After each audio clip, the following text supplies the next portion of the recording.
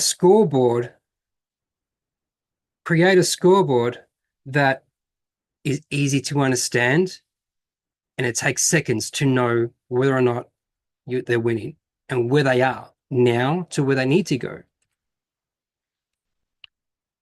Okay.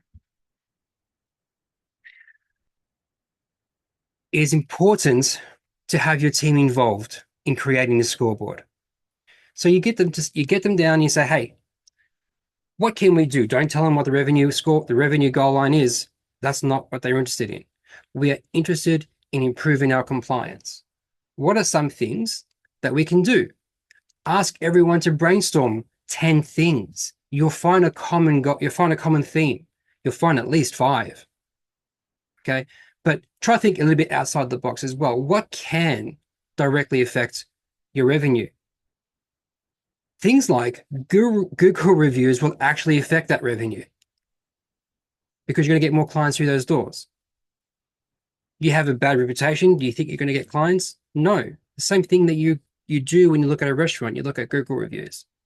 Okay. They're going to look at you the same way. So if you had something like Google reviews, that's also a revenue generated thing. Now, it's not a direct thing, but it's a variable it's opportunity cost. I'm sorry. So if you get your team to come together and say, hey, here's 10 different outside the box or even inside the box ideas, you can look at these measurable. So you can look at a historical data and say, how many did we do? How many can we increase? And what is the wonderful word of how do we make it attainable? That is a golden rule that we want to make sure that every goal should be attainable. Okay. So when we say, hey, here's our goals, we want to increase it by 10%, 5%, whatever it looks like each quarter, you have to compound that over a course of a year. You want to make sure that these things can be attainable. Now, do I want you to make it easy? No, I do not. I want you to make it hard enough, but easy enough for them to reach if they push enough. Remember, they're trying to get you to your revenue goal. You're creating levers that's going to get you there. But at the same time, you can also input that into an incentive bonus program and incentivize it, okay, for them to push. Any questions right now? So what makes a great scoreboard? Make it simple, make it visual. I've got a example of this in a second, and I'll show you that. Make sure you review it quarterly. I want you to do this because if it's so easy to get, you haven't pushed the bar enough and you're just giving away money. Okay, just make it a little bit more outside, not at their reach, but they need to push a little bit harder to push for that revenue. Now, while your goal is, in this case, $2 million, it's not going to hurt to be 2.1, 2.2, right? So just don't make it so easy, is what I'm trying to say. And make sure that it's your team ideas. You can guide them to where you want them to be, but just don't give them the answers because they're not going to create ownership from it. Okay. You want them to have ownership. This is their idea. You're just giving them a guide, right? This will also drive accountability. If your team truly believes in this system, they believe in compliance, they want the incentive, the bonus, they're going to hold your team accountable. For every person that comes through those doors, they're going to promote that dental. They're going to promote that the fecal. They're going to promote that Google review if that so happens to be what that looks like. Okay. It becomes an ownership thing and everyone's going to be held accountable naturally and organically. Here is an example of a client that I worked with. This is theirs. So this is their quarterly goals. You can see that they've already reached it in some cases. They've still got some ways to go in others. Here is the thing. Just because they didn't reach all, I think there's 6 there, 2, 4, 6, yeah, or just because they haven't reached all 6 in a quarter, it doesn't mean that's the end. And I'll go through that in a second. They still have the opportunity to reach it throughout the year. It's just in this quarter, that's what you're measuring. But over the course of a year, that's the whole thing. Okay. Any questions?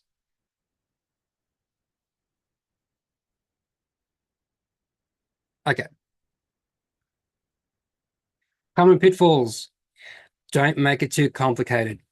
It needs to be measurable in a quick report.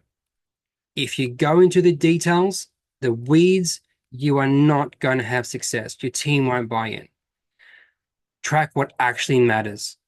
If you're tracking something that is outside the revenue goal, like culture, how do you track culture? Culture can't be is not a revenue thing. Whilst it is, okay, you can make the argument, it is not a direct impact on the revenue goal. Your culture should be already tracked as part of your HR anyway quarterly, and that's a separate issue. But it is not something that can be directly affected and measured every week, every month.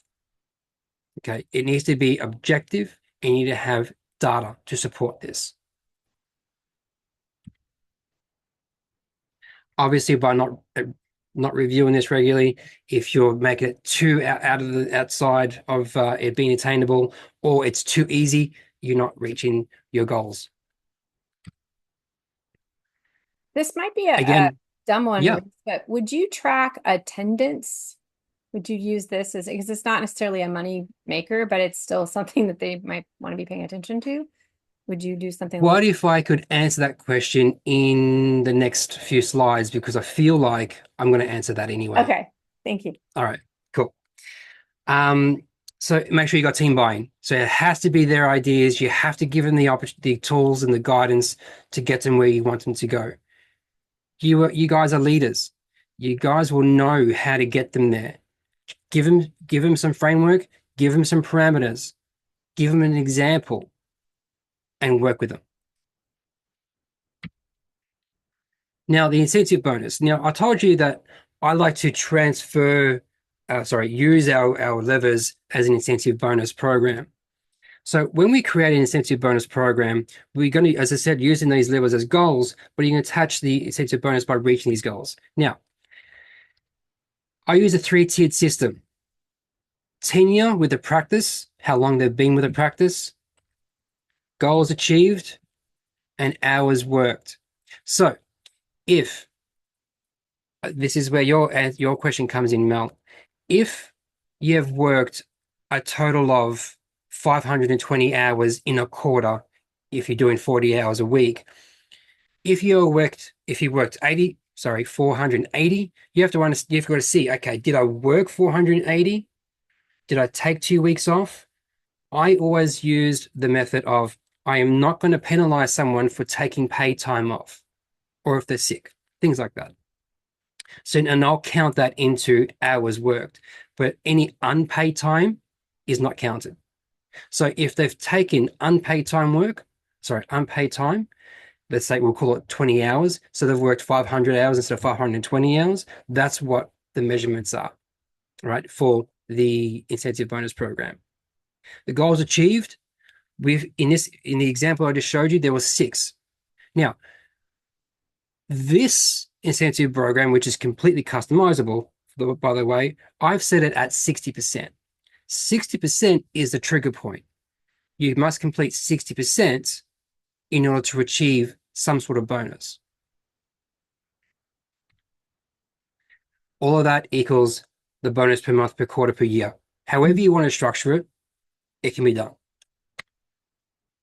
And I have really breezed through this because I was expecting more interaction, but I can show you how easy a system could be. I mean, Melissa, do you want me to do that? Yeah, I think it would be great for you to kind of give some ideas of how you can set it up. And obviously everybody has their own PIMS program to work with to determine factors and stuff. But yeah, I think we would love to hear some examples of what you've done. Sure, sure. I let me give me a moment to bring it up. I wasn't expecting it, but give me a moment to do that. It's pretty easy. And for those of you watching, I did email or not email, I did chat message a couple of you to get your email addresses so I can give you the CE credit. So if you didn't send me your email, please look at your chat because you may have a message from me. Oh, and there's a couple people I knew who you were and I didn't need your email, but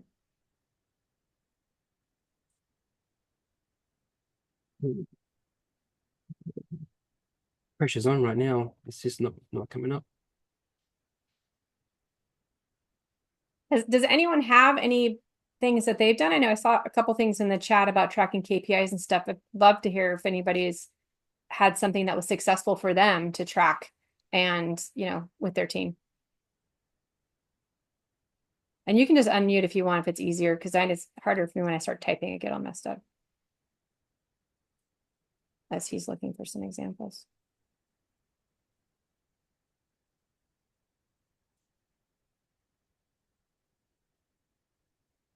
Tough crowd. I know, you guys, come on. We're all managers or leaders or technicians or we're all leaders, right? Almost there. I can see it's almost there. Oh, there. So you're looking for some examples. I did at my first practice, we had like my senior plan goal that we wanted to reach. And then we also were doing deworming. It was cat only, and we were trying to make sure all these cats were getting the appropriate deworming product because Profender was new at the time. So we had a goal for increasing that awareness of kind of doing the fecal and then getting the deworming and stuff. And we had microchip goals for getting as many microchips as possible. And we just had specific set goals. We want to reach this amount. And all of them actually were successful. It was very, and I didn't know how to do the stuff that he's talked about. I just sort of guessed.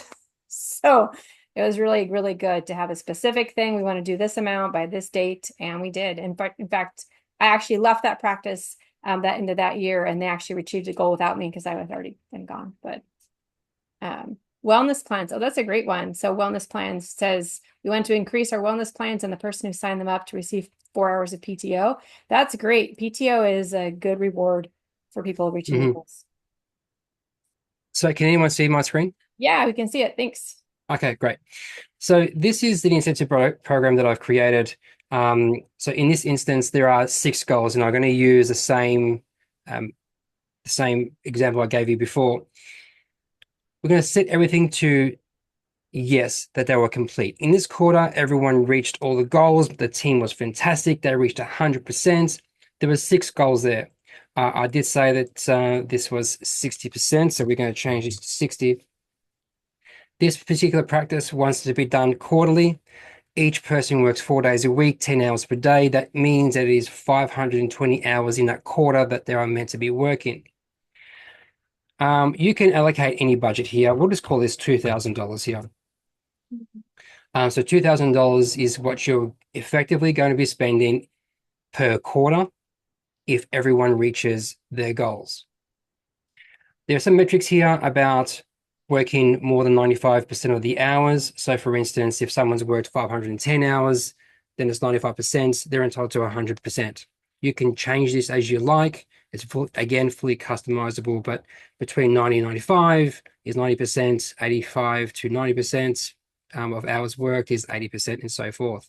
You might see here and might ask me the question, why would someone still get a bonus if they worked 20% of the hours? Well, you might have someone who works 1 day a week. That 1 day a week, and that person has been with you for, let's say, 2-3 years. I think they should know the practice well enough to actually impact and be entitled to something. Again, if you don't agree, that's fine. You can take that away. And then I've added a tenure. Now, anywhere from 0 to 3 months, I don't believe that they're going to affect anything in your practice. In fact, I think they're going to be more of a liability until they are trained. But from 3 to 6 months, they're going to slowly get there, and they should be entitled to something. So I've put the 20% there. Again, you can change it. 6 to 12 is 35%. And any more than 12 months, they're entitled to 45%. Again, this is all prorated based on the 3-tier metric system. You can change this as you like, as I said. Now, I've got some examples here. I've got 3 people here, and I'm just going to, redo this to make it a little bit more. We're going to make up some numbers. So effectively, these are people. Forget the names, but these are people. These are the people when they've joined. You'll see here that's, it's more than 2 years in most cases. In some cases, less than 1 year. I'm going to make up some hours worked during that time. So we'll say this one's 490, maybe this one's 520, and I don't know, 120, and we'll just keep doing random numbers just so you get an idea on what this all looks like. Now, we've said that everyone has achieved the goals of 6. They've achieved 100% of the 6 goals. So that means you are going to distribute at least, well, you're going to distribute a maximum of $2,000 amongst the people that you have. In this case, you can see here that each person has worked their hours. Once again, we've got how many hours that they've worked and what the entitlement of the incentive bonus is. This person has worked 90%, so therefore 90% of the hours, 100, 80%, 90, and so forth. You can see all that there. It gives you what they would normally earn plus the tenure. Now, the prorated bonus, now that $2,000 is spread across everybody, and each person will get the prorated bonus. In this case, 291, 324, and so forth. You've then said, I am going to give $2,000 distributed amongst my whole team. Obviously, the less people you have, the more people get paid because the ratio is there. I want to show you the magic on what happens when your trigger is not done. So, for instance, if they didn't get 2 goals and they only got 4, it's 67%. Now, 67% is the only thing that's going to be distributed. 67% of 2,000 is actually $1,333. That is going to be distributed amongst the 3-tiered system, amongst everybody. What happens if they don't reach the threshold? Remember, the threshold is 60%. Let's say that this one, they reached 3, it's 50%. 3 and 3, 50%. Do they get anything? The answer is no. You can again change this. We can make this from 60% to 30% if you want to. Again, it's completely customizable. 30% of 2,000, $1,000 now is distributed amongst the people that you have. Just to give you an idea what this all looks like, let's say you have 4 people. 4 people are going to get a share of $1,000, again, at 50%. If that 50%, if that was, sorry, let's change this to all yeses, just to give you another comparison. At 1, 2, 3, 4, 5 people, that's what they're going to get usually per quarter, providing that they hit all targets. Okay, very simple spreadsheet. Took me a while to create, but I tried to make it as simple as possible. Any questions? There was a couple of things in the chat. And I'm trying to get down. I said it was flowing. Someone asked if you would be able to share the spreadsheet with the attendees today. That is available on my website. Oh, awesome. Yep. What's your website, Rhys? It is www.ivmsolutions.org.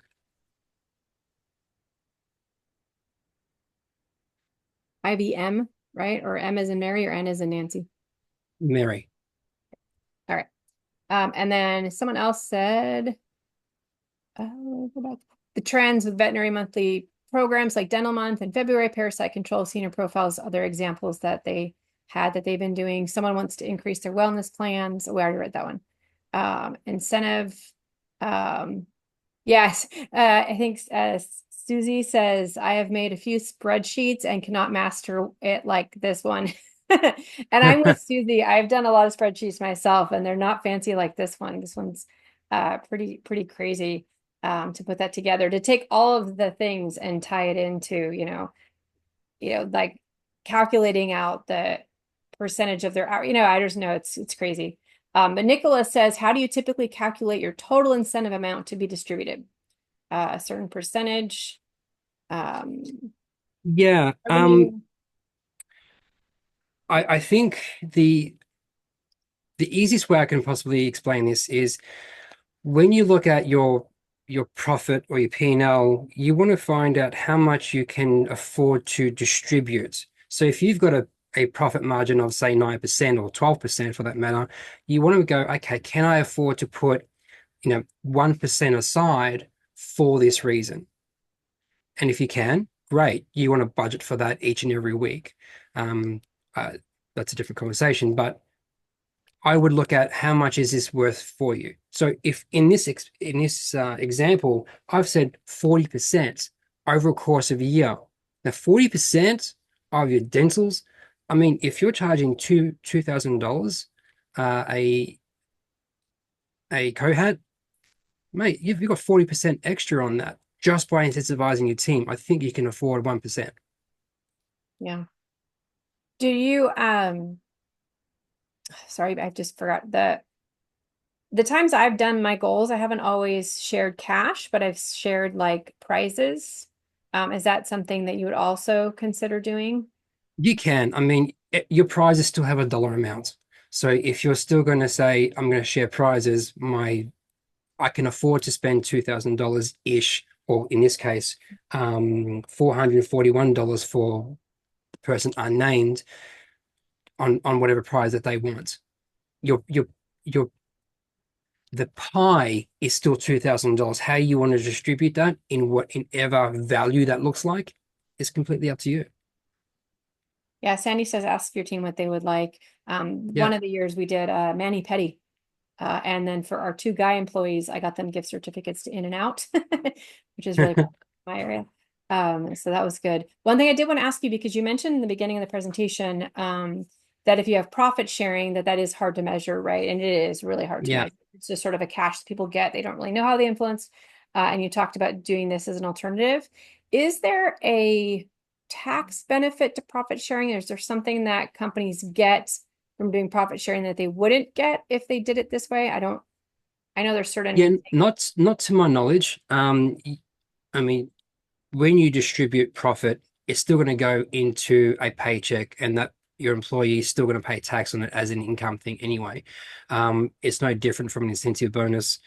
It's the same, really. okay, thank you. I know that was kind of attached to our retirement plan a little bit, so I didn't know if it was that. Hmm. And maybe, I know it's not retirement, but it was kind of like in that category of things when the last time I had profit sharing.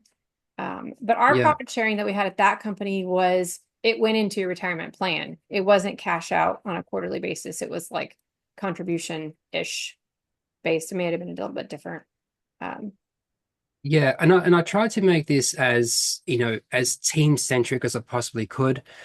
As I said, no one, your team can't affect your profit because they can't control what you spend and how you spend it, yeah. especially in private practices.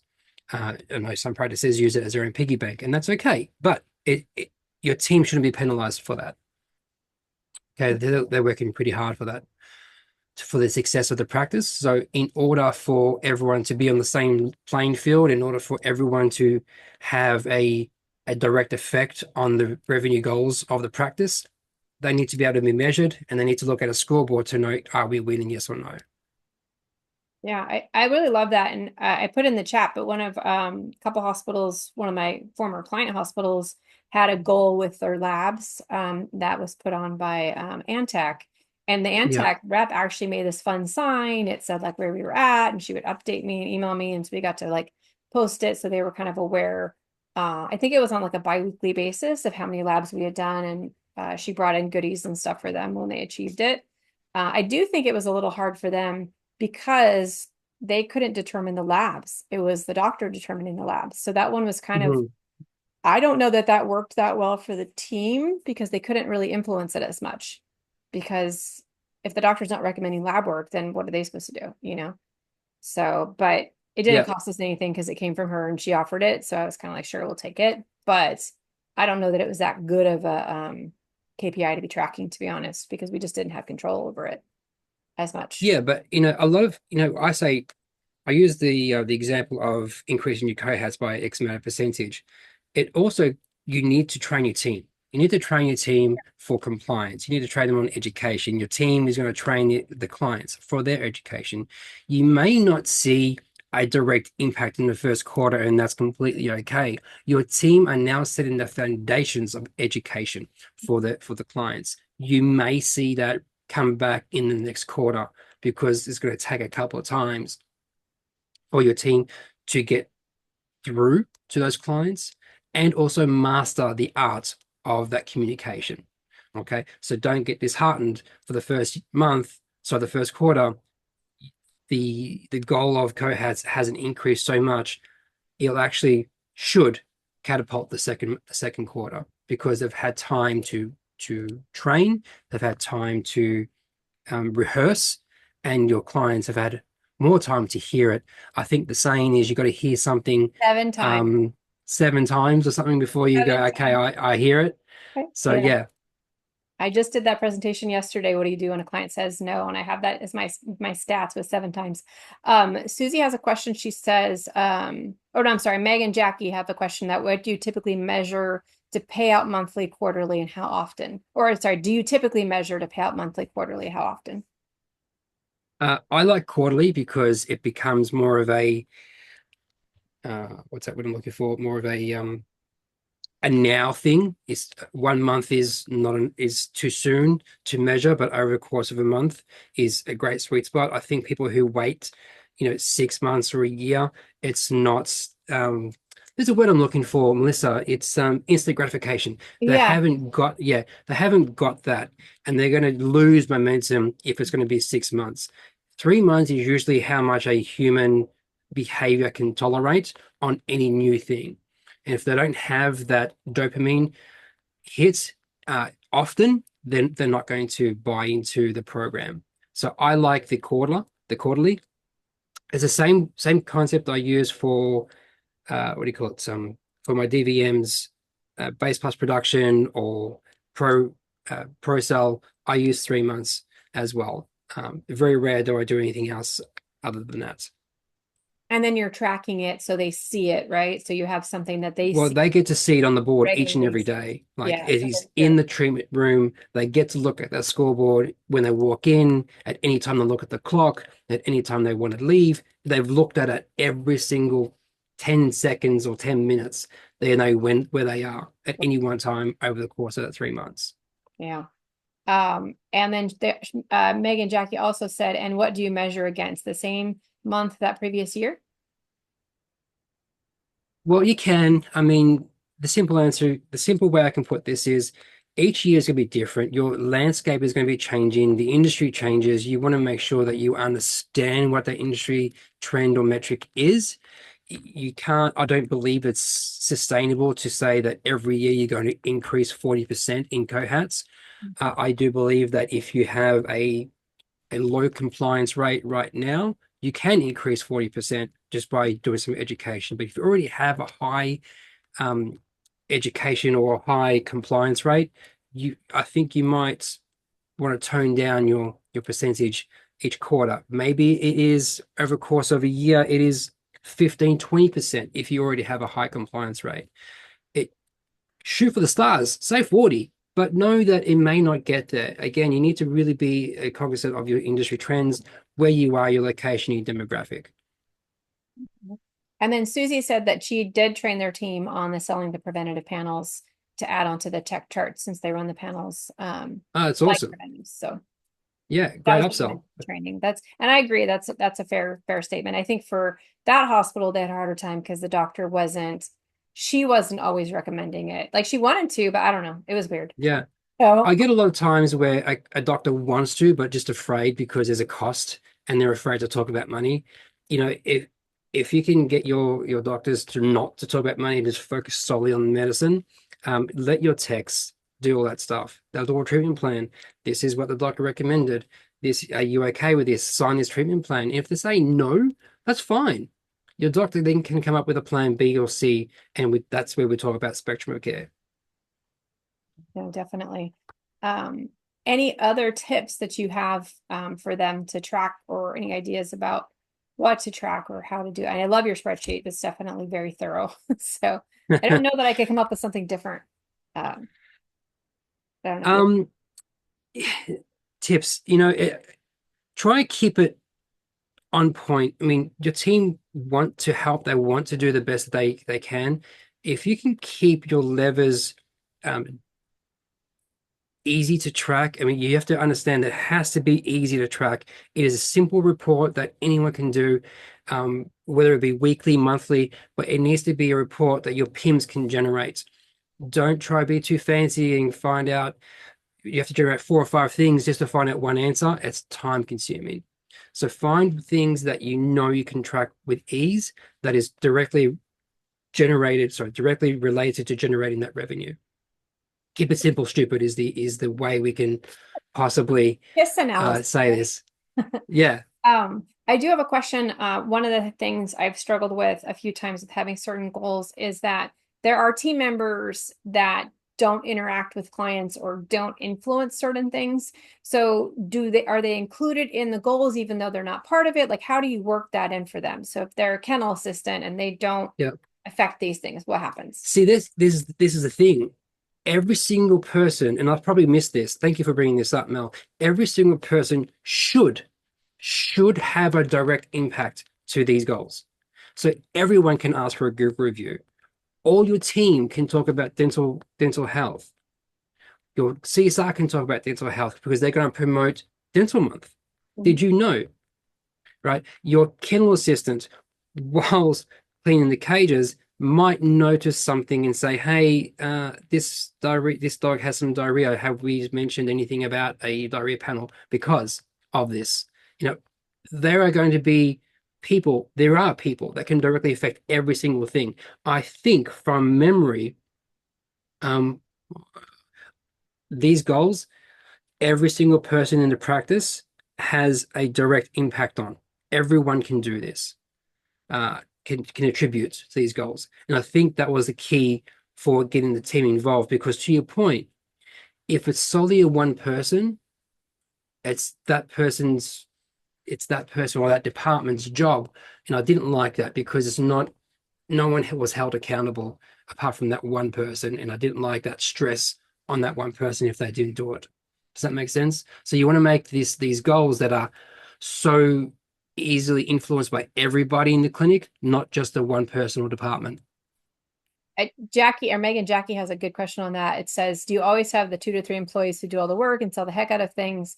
And then you have the few who aren't doing such a great job and are better at holding up the counter. And the people holding up the counter still get paid the incentive. And that's her question. Is if there's some people that are doing great at selling it, other people are just kind of there, but maybe they could sell Yeah, it, but they're just not, what do you I do? would ask the question of what is your accountability culture like? Or what is your training like? It, do you have that culture where your team can influence others?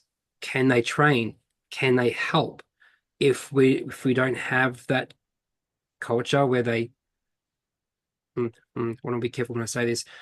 I'm not saying that you don't have a culture where your team aren't safe or feel safe to go out of the comfort zone, but I would like to make sure, sorry, that your team has the ability to sell anything at any one time cohesively rather than relying on the same 3 or 4 superstars that you have. Right? Does that make sense, Meg and Jackie?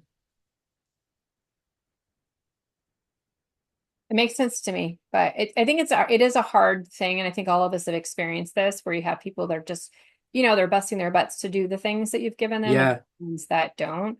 I know personally, I've had a few different goals that were departmentally angled. So like one department I knew would be the more likely to do this better, so I angled that goal towards them, and then I angled a different goal towards the other department. So I've yeah, tried to balance it that way for these things. But it's hard when it's someone in the department that you're angling it at and they're yeah. not doing the work. But then it's kind of like you want to reward, maybe have 2 prizes. I don't know. Like I don't really know. It's Yeah, I mean, the culture and accountability is this is definitely not a rigid system. So the system can be divided amongst departments if you wish. It's not something that I wanted to do myself, but you can. So you can say the first 2 goals is this department, next 2 goals is this department, and this next 2 goals is that department.